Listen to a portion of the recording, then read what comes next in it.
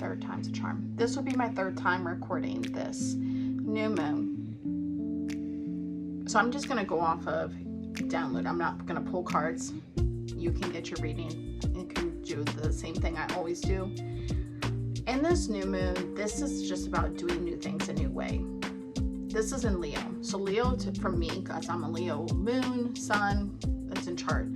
This is in enlightening to do things a whole new way, like shifting things. And sometimes you're just not going to bring people with you. So this is looking at your emotions. This is really looking at exactly where you're going with life. Is your life unaligned? Is your love unaligned? Is your health?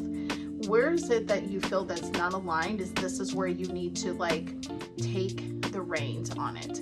And more of like a brainstorming and opening up. This is also releasing the control spirit for yourself, because if you're allowing the control spirit to dictate it. So what we mean by that is that we're letting the control spirit tell us that we need to control the situation.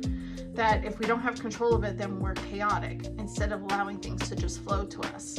Instead, I want you to really focus on saying that things are always going to flow to me. Like, everything always works out. I always have great health. I always have the love of my life. I always attract freebies. When you think of the people who are in the lucky girl syndrome, as they say, it's because they have that embodied in them. So if any part of you feels disaligned with that, you really need to talk to your spirit self. In this new moon, it is about new intentions. This is going to take us right into this new intentions, right through the Mercury retrograde. And then the full moon, which would be super full moon, at the end of the month, is during the Mercury retrograde. There are plenty of planets in retrograde. You're probably feeling tired in emotions. But let me just ask you this. In this new moon, I really want you to bask in your thoughts. Are you actually making changes? Are you actually just making new ideas for it? Or are you still stuck on the same thing? Kind of like if someone says, I want to save $500. I want to save $500. And they've been saying it for so long, but they've had no good methods into it. Research it. Outsource it. Think of a different thing. Maybe they don't want you to save $500. Maybe your spirit self says you could do bigger than that. You're limiting yourself.